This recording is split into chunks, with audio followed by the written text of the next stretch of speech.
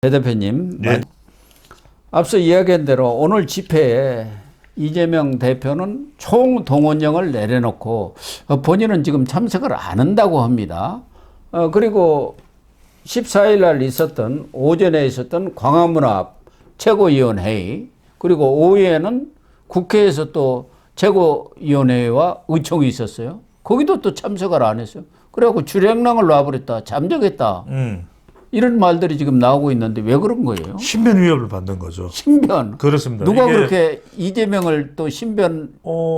제보가 들어왔다는 거죠. 그래서 네. 여러 명의 민주당 의원들이 제보를 받았다. 그게 얼마나 근거에 있는 제보인지는 모르겠어요. 네. 그런데 이 정치인들에 대한 신변 위협은 있어서는 안 될 일이죠. 아무리 안 되죠. 예. 싫다고 하더라도 뭐 좋아하는 정치인이 있을 수도 있고 싫어하는 또 정치인이 있을 수 있습니다만, 그렇다고 해서 내가 없애버릴 거야, 내가 또는 저격해버릴 거야, 그거는 정말 말도 안 되는, 있어서는 안 정치 되는. 대련이 있어서는 안 되죠. 게다가 2024년 1월 달에 바로 이재명 대표가 부산 가덕도에서 예. 또 사실상 테러를 당하지 않았습니까? 우리가 뭐 테러로 표현하는 것이 적절한 표현인지는 모르겠습니다만, 국민의힘의 배현진 의원도 그런 테러, 또 그러네요. 돌장을 맞는 그런 사고가 발생을 했고요. 그렇다면 이제 첫 번째는 뭐냐면 신변 위협은 절대로 있어서는 안 되는데, 아주 구체적으로 소식이 들립니다. 그런데 두 번째 부분은 저는 좀 명확한 확인이 필요할 것 같아요.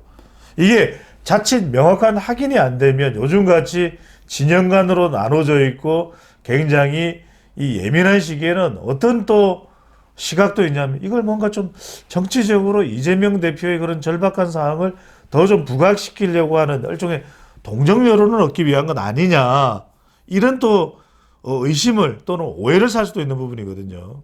공포부지기 조성하는 그런 일환도 될 수가 있는 것이죠. 그렇죠. 이럴 정도로 지금 이렇게 상황이 위기다, 그래갖고 헌재를 압박하는 수단도 되는 거 아닙니까? 바로 그 부분입니다. 지금 러시아제 총을 뭐 구입하고 HID라든가 707 자, 출신들, 그런 오비들이 이재명 대표를 저격하려는 계획을 세우고 있다, 그런 문자를 보내왔다, 이런 얘기도 하고, 이재명 대표도 코리안 킬링필드가 다시 이렇게 일어날 수 있다고 하면서 연평도에서 500명을 죽인다고 노상원 메모인가 거기에 있지 않느냐, 이재명 대표가 그런 얘기를 하고 있다. 실제로 안국역에서의 그 집회에서 연설에서 연평도의 자칫 비상계엄이 성공을 했으면 본인이 이재명 대표가 연평대로 가는 바다에 빠뜨려져서 꽃게밥 그것도 문매랑 문제가 됐습니까? 그러니까. 우리 연평해전에 장병들이 있는데 할 이야기입니까? 그냥 생명의 위협을 당할 뻔했다, 그렇게 이야기하면 되지 않습니까? 예. 그걸 비유할 필요는 없는데, 제가 드리는 말씀이 이 말씀입니다. 그러니까 지금 민주당에서 제보를 받았다고 하는데, 저는 첫 번째는 뭐냐면 러시아제 총을 밀수를 냈다. 이거 자칫 러시아하고의 외교 문제가 될 수도 있습니다. 예, 왜냐하면 그러니까요. 지금 북한군이 러시아에 파병되어 있는데 민주당에서 대한민국의 거대 야당에서 러시아제 권총 밀수 운운했단 말이에요. 예, 그러니까. 이거는 굉장히 러시아에, 그러면 중국산 총도 아니고 체코산 총도 아니고, 그러면 미제도 아니고 쿡 집어서 러시아제다? 또 하나는 뭐냐면 707을 이야기했거든요. HID 정보사. HID. 예. 그런데 이거 쉽게 이야기할 일이 아닙니다. 이거는 이 제대 군인이라 할지라도 HID와 707에 대해서 이런 얘기를 하면 이 부대의 명예가 엄청나게, 그러니까 정말 그런 근거가 확실하게 있는 건지, 그러니까. 아니면 지금 누가 떡하니 그냥 뭐 유튜브에서 이거 말이죠, HID라뇨 707처럼 이렇게 총을 잘 쏘는 사람들이 나오면 큰일, 이건 총을 잘 쏜다고 이야기한 거고 실제 그 제대 군인인지는 전혀 다른 이야기거든요. 예. 전혀 다른 이야기거든요.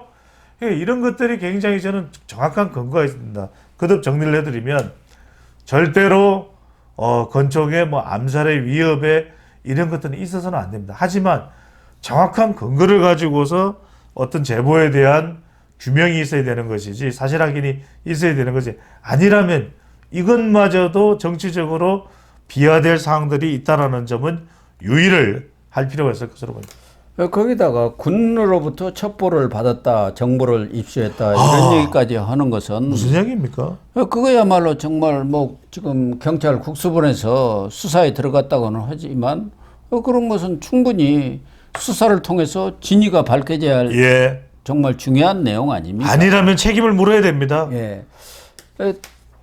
다만 이재명 대표 입장에서는 배 대표님 이야기한 대로 지난해 1월에 있었던 그런 피습 사건이랄까 거기에 대한 트라우마가 있는 것만은 분명한데 들린 이야기는 이재명 대표가 좀 겁이 많다 그러더라고요. 겁쟁이다. 뭐 하면 그냥 벌벌벌 떠는 좀 겁쟁이라고서 그런지 지난 12.3 비상계엄 때도 국회에 들어왔다가 그 본청에 안 들어가고 혹시 잡혀갈까 봐서 국회 숲에 숨어 있었다는 거 아닙니까? 아니 김어준 방송에 와서 국회 숲에 숨어 있다가 150명이 찼다는 얘기를 이렇게 듣고 이제 그쪽에서 연락이 왔겠죠. 예. 비서실장이랑 거기 숲에 숨어 있다가 천준호 비서실장? 천준호 비서실장이랑 네. 150명이 찼다는 연락을 받고 그것도 앞에 미리 사람을 보내서 척후병을 보내가지고 확인을 한 다음에. 상황을 확인하면서 들어갔다는 거 아닙니까? 그래서 전에는 찌재명인데 지금 숲재명으로 바뀌어버렸어요. 별명이 숲재명으로. 아니, 잠깐만요. 이재명 대표가 병역을 했던가요? 병역을 안 했죠. 근데 완전히 지금 숲에서의 태세는 전투 태세인데요. 거기 몰래 가서 내빼서 숨어 있었던 거죠. 네. 국회의원회관에도 잠깐 있다가 거기도 여기 들어오면은 잡혀가는 거 아니냐. 그렇다 한다면은 저 국회 그 숲이 많이 있잖아요. 거기 가서 몰래 숨어 있었다는 거 아닙니까? 그 숨기도 쉽지가 않은데. 그래갖고 국회 상황이 어떻게 돌아가는지 예. 이렇게 계속 연락을 받으면서 거기 숨어 있다가 지금 150명이 넘었고 곧 의결을 할 테니까 오세요. 그러니까 그것도 또 무서워가지고 척구병을 내세워갖고 미리 가서 다 보고 그러고 들어갔다는 거 아닙니까? 네. 그럴 정도로 겁이 많다는 뭐 거예요. 한편으로는 그 시간이 상당히 좀 긴장이 고조되던 시간이었던 것도 볼 수 있는데 고 박사님 말씀대로 약간 트라우마가 큰 것 같네요. 그때 그 가덕도의 그 이후에 상당히 조심. 그러니까 지금 이번에도 그런 제보가 들어오니까 광화문 최고위 노출되는 장소에서 완전히 이제 모습을 드러내지 않고 아니 그건 좋은데 왜 실내에 국회에서 하는 것까지? 의총에도 불참을 했다고 그러네요. 예. 그건 국회도 안전하지 않다고 생각하는 걸까요? 그런지도 모르죠. 어쨌든 동선을 최소화하겠다는 생각을 갖고 있는 모양이에요. 그러니까 이재명 대표나 민주당 입장에서는 아니 지금 곧 헌재에서 이 인용 결정만 나오면은 2달 후면은 대통령 될 사람 아니냐. 그러니까 지금 다 따놓은 당상으로 생각하고 있지 않습니까? 그러니까 일단 신변 안전이 최고다. 그런 생각을 하고 있는 거 아니겠어요? 그렇게 가능성이 높네요. 네. 지금 민주당 입장에서는 지금 우리의 상황이 해방 이후에 그런 혼란한 상황하고 비슷하다고 지금 판단하고 있는 것 아니겠습니까? 네. 사실 해방 후에 엄청난 좌우 대립으로 인해서 많은 정치 그렇습니다. 지도자들이 네. 암살을 당했지 않습니까? 예. 뭐 백번 김구를 비롯해서. 그 조봉암도 그렇고요. 예. 또 고 박사님 그런 게 그 상황을 보면은 지금 민주당으로서는 헌법재판소 또 문영배 대행에 굉장히 지금 뿔딱지가 나 있는 상황으로 봐야 되는데 왜 빨리 판결 안 내는 판결이 내려져야 모든 게 해소될 거다 이렇게 생각을 하고 있을 가능성이 매우 높은 거 아니겠습니까?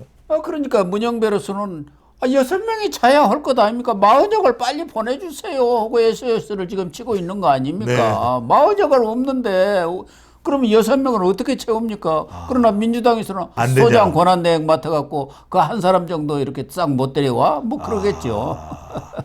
그러니까 문영배가 죽을 노릇 아닙니까? 요즘 문영배 얼굴이 썩었다는 거 아닙니까? 입술이 바짝바짝 타고요. 빨리 부산 가고 싶은 마음뿐이겠네요.